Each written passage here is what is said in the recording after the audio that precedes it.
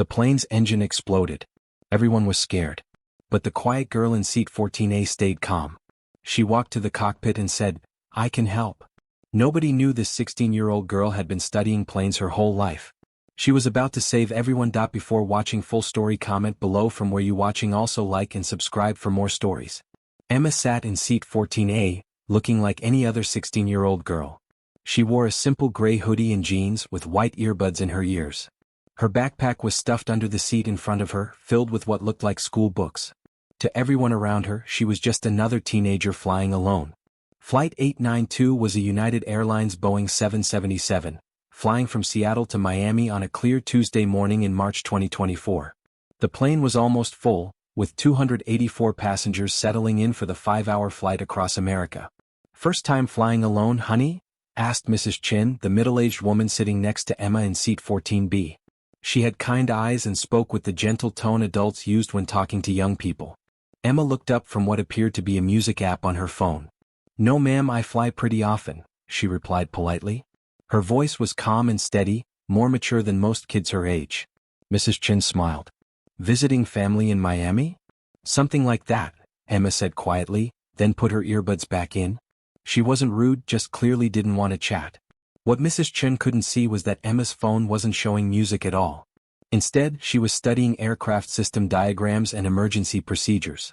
She quickly switched to a music app when anyone looked her way. Emma Martinez wasn't just any teenager. She was the daughter of Colonel James Phoenix Martinez, one of the most respected fighter pilots in the Air Force. He had died 2 years ago in a training accident, leaving Emma as the only one who carried on the family's aviation tradition. The Martinez family had been flying military aircraft for 3 generations. Emma's great-grandfather had flown bombers in World War II. Her grandfather had been a pilot in Vietnam. And her father had been a Top Gun instructor before his death. Emma had grown up around airplanes. While other kids played video games, she studied flight manuals.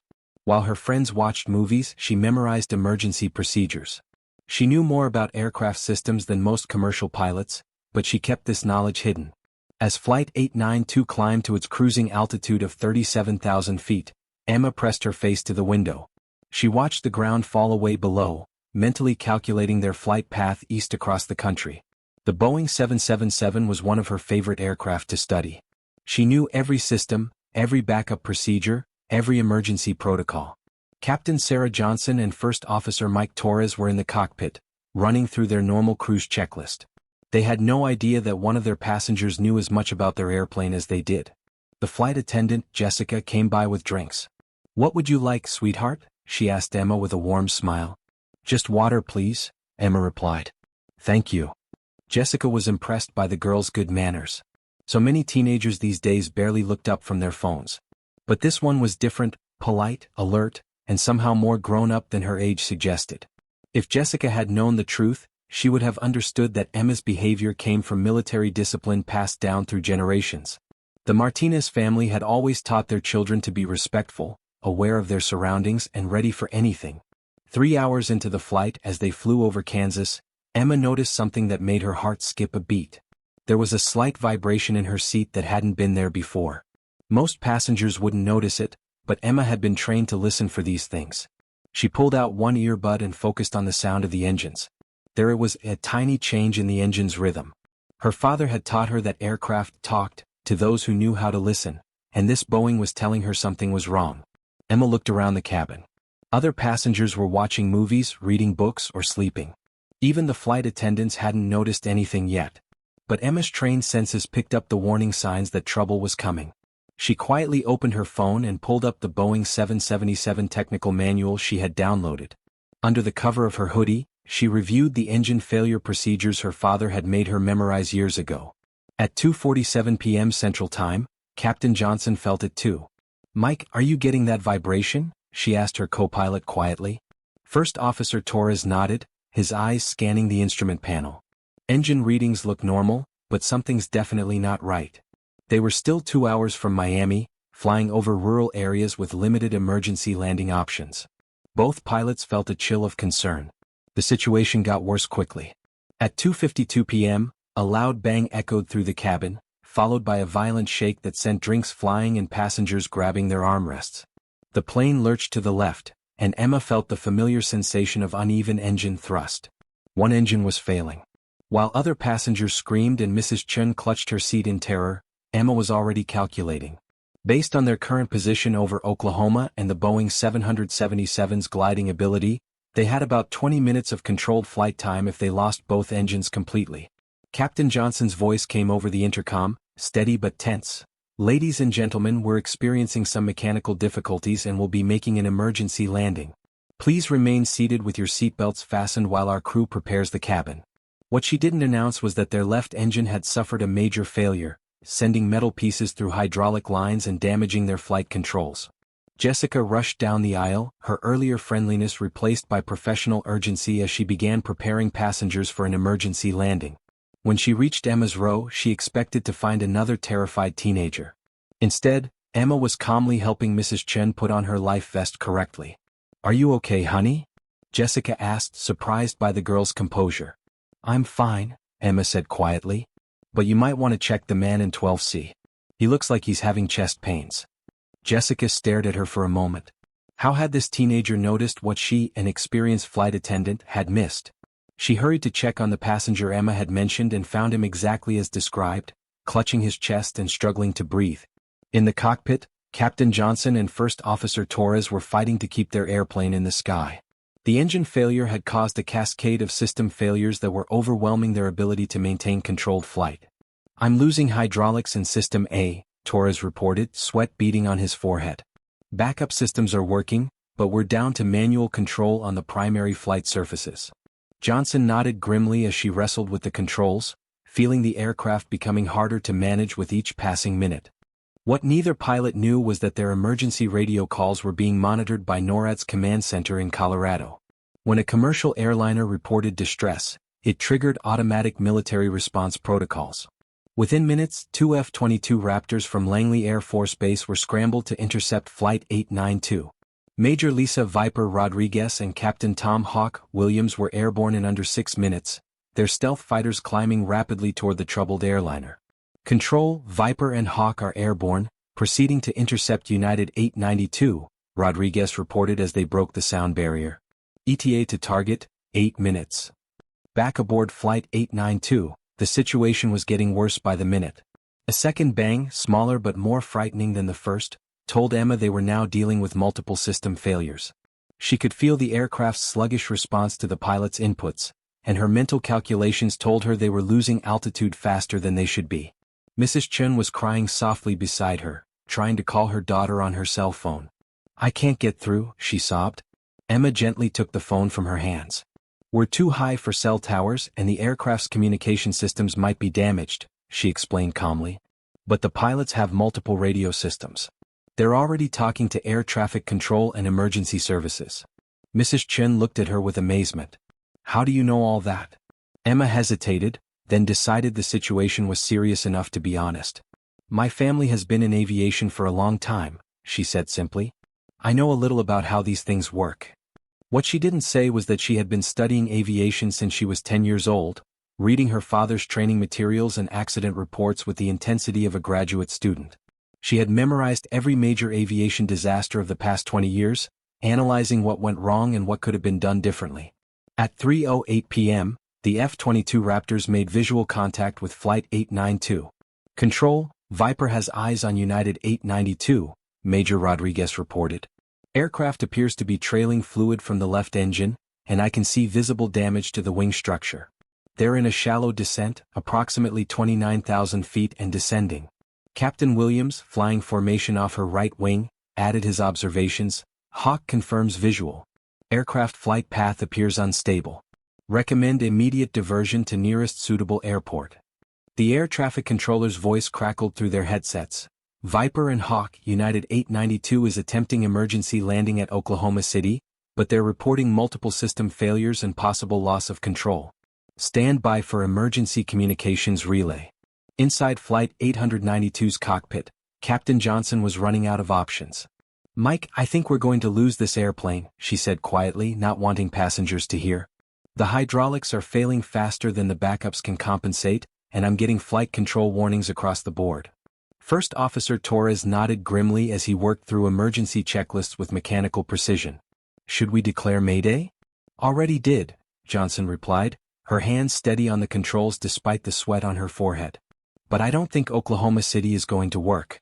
We're losing altitude too fast, and the controls are getting worse every minute. It was then that Emma Martinez made a decision that would change everything. She unbuckled her seatbelt and stood up, ignoring Mrs. Chen's protests and Jessica's sharp command to sit down. I need to talk to the pilots, she said firmly, her voice carrying an authority that seemed impossible for someone her age. Jessica moved to block her path. You need to sit down right now. We're in an emergency situation. That's exactly why I need to talk to them, Emma replied, her composure unshakable even as the aircraft shuddered around them. I know things about this aircraft that might help. Jessica stared at her, something in the teenager's tone making her hesitate. There was no panic in those young eyes, no fear, just the steady confidence of someone who knew exactly what she was doing. What could you possibly know that our pilots don't? Jessica asked. Emma met her gaze steadily. More than you might think, she said quietly. My call sign is Phoenix. The effect of those words was immediate and electric. Jessica's eyes widened as she recognized the legendary call sign, even if she didn't fully understand its significance. Phoenix was a name whispered with respect in military aviation circles, belonging to a family whose skill and sacrifice had shaped Air Force aviation for 3 generations. You're James Martinez's daughter, Jessica whispered, the pieces suddenly falling into place. The composure, the knowledge, the bearing that seemed too mature for a teenager, it all made sense now. Emma nodded once, sharply, in the military manner her father had taught her. And right now this aircraft needs every advantage it can get. Jessica stepped aside without another word, and Emma walked forward through the cabin with the steady pace of someone accustomed to moving under pressure. Passengers watched her pass with confusion and growing curiosity. Who was this teenager who seemed so calm while everyone else was terrified? Emma reached the cockpit door and knocked with the precise rhythm her father had taught her, the universal signal among military aviators that meant friendly coming aboard. Captain Johnson looked up from her instruments as Jessica's voice came over the intercom. Captain, there's a passenger here who says she can help. She's Phoenix's daughter, sir. The effect on Johnson was immediate. Every military pilot knew the Phoenix call sign, knew the Martinez family's legendary contributions to aviation. If James Martinez's daughter was on her aircraft, and if she thought she could help, Johnson was going to listen. Send her in, she said without hesitation. Moments later, Emma Martinez stepped into the cockpit of Flight 892.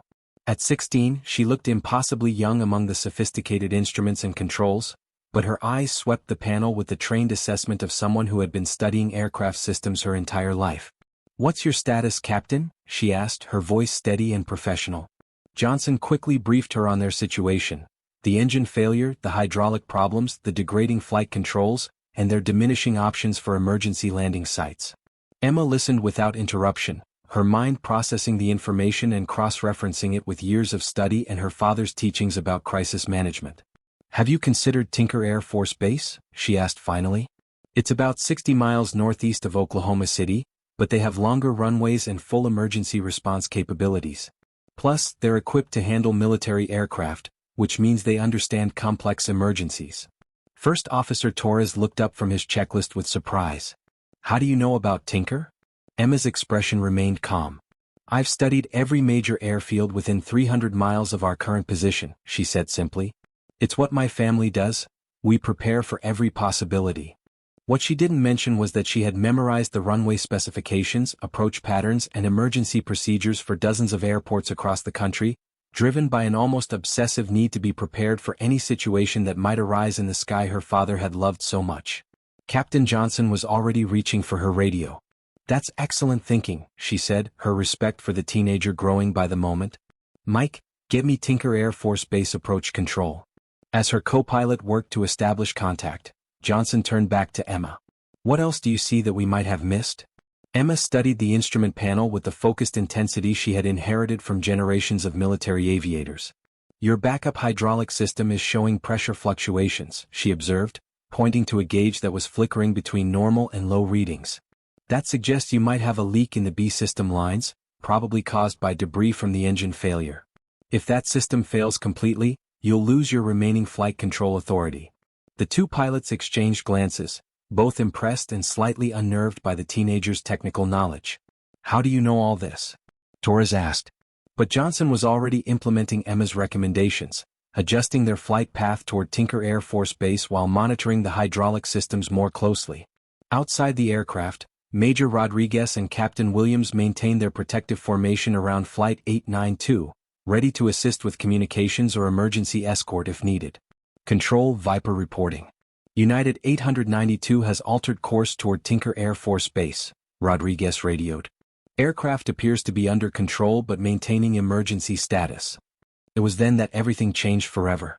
A new voice came over the emergency frequency, young and clear and impossibly calm for someone aboard a crippled aircraft. Tinker approach, this is Phoenix aboard United 892.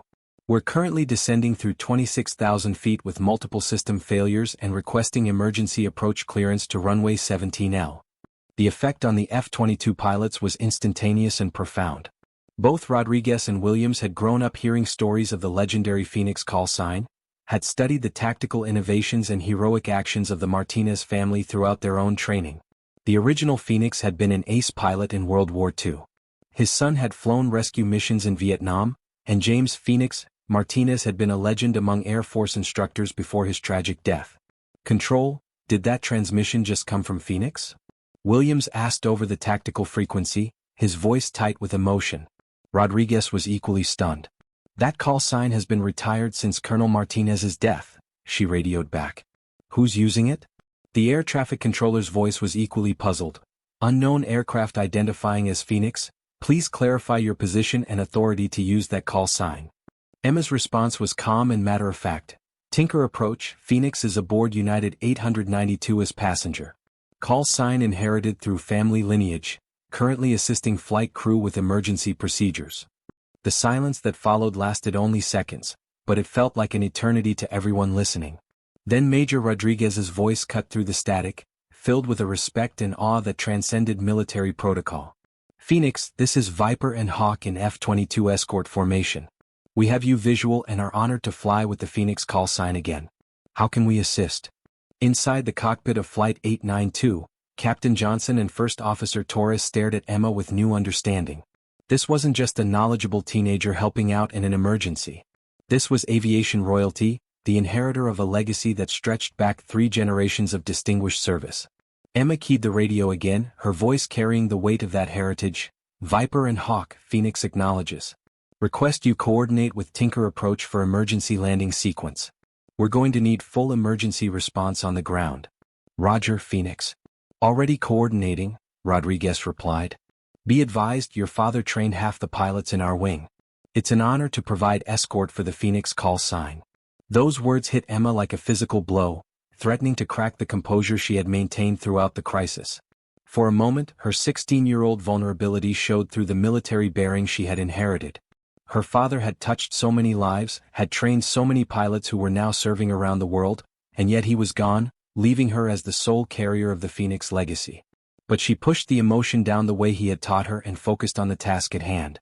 Thank you, Viper, she said quietly. Let's bring this bird home. The approach to Tinker Air Force Base was the most challenging flying any of them had ever attempted. With partial flight controls and failing hydraulics, Captain Johnson had to use every bit of her skill and experience to keep the Boeing 777 stable as they descended through the Oklahoma sky. Emma remained in the cockpit, calling out readings from instruments the pilots couldn't monitor while flying manually. Her voice stayed steady and professional despite the extreme circumstances. Hydraulic pressure holding at 45%, she reported as they passed through 12,000 feet. Backup systems still responding, but I'm seeing fluctuations in the B system that suggest we're on borrowed time. Captain Torres, sweat beading on his forehead as he worked through emergency checklists, looked over at the teenager with amazement. Where did you learn to read these systems like this? Emma's answer was simple. My father's office. I've been reading technical manuals since I was 10 years old. What she didn't say was that those late nights in her father's study, surrounded by flight manuals and tactical documents, had been her way of staying close to him after his death. Every procedure she memorized, every system she understood, was another connection to the legacy he had left behind. At 8,000 feet, the aircraft shuddered violently as the remaining hydraulic system began to fail. Johnson fought the controls as the Boeing 777 became increasingly difficult to maneuver. We're losing it, she said grimly. Control authority is down to maybe 20%. Emma studied the instrument panel with laser focus, her mind racing through options her father had taught her to consider when facing seemingly impossible situations. "Captain, what if we use differential thrust for steering?" she suggested. "The right engine is still producing full power. If we reduce thrust on approach and use power adjustments for directional control, we might be able to maintain heading even with compromised hydraulics." Johnson's eyes widened as she processed her suggestion. It was an advanced technique used primarily in military applications, something most commercial pilots had never attempted. "That's incredibly dangerous," Torres said, but Johnson was already considering it. "It's also brilliant," she admitted. "Phoenix, have you ever seen this technique used?" Emma nodded. "My father demonstrated it during emergency training scenarios. It requires precise timing and coordination, but it's possible." She didn't mention that she had spent countless hours studying her father's training videos, memorizing every technique he had used to bring damaged aircraft home safely. The F-22 escorts maintained their protective formation as Flight 892 began its final approach to Tinker Air Force Base. "Phoenix, Viper here," Major Rodriguez called over the radio. "Tinker approach has cleared the runway and positioned full emergency response teams. Fire and rescue are standing by, and medical teams are ready for passenger evacuation if needed." "Roger, Viper," Emma responded, her voice calm despite the desperate situation unfolding around her. "Phoenix appreciates the escort. My father always said that having fellow warriors watching your six makes all the difference." Rodriguez felt her throat tighten at those words. James Martinez had indeed been a warrior in the truest sense, and his daughter was proving herself worthy of the Phoenix call sign in the most challenging circumstances imaginable. The final approach was a masterpiece of pilot skill combined with inherited tactical knowledge. Captain Johnson used differential thrust exactly as Emma had suggested, reducing power on the functioning engine and using thrust adjustments to maintain directional control. As the Boeing 777 descended toward the runway at Tinker Air Force Base, Emma called out altitude and airspeed readings with the precision of an experienced flight engineer, her voice never wavering even as the aircraft bucked and shuddered. 500 feet, airspeed 145 knots, descent rate 900 feet per minute, she reported. "Hydraulics are at critical levels, but backup systems are still responding." Johnson nodded grimly, her hands steady on the controls as she fought to keep the massive aircraft aligned with the runway. "Phoenix, I need you to monitor engine parameters and call out any changes immediately," she said. "If we lose that right engine now, we're done." "Roger, Captain," Emma replied, her eyes locked on the engine instruments with unwavering focus. Around them, the cockpit was filled with warning alarms and flashing lights, but she filtered out the noise and concentrated on the critical systems that would determine whether they lived or died in the next few minutes. "Engine parameters stable, hydraulic pressure holding at minimum operational levels," she reported. At 200 feet above the runway, disaster struck one final time.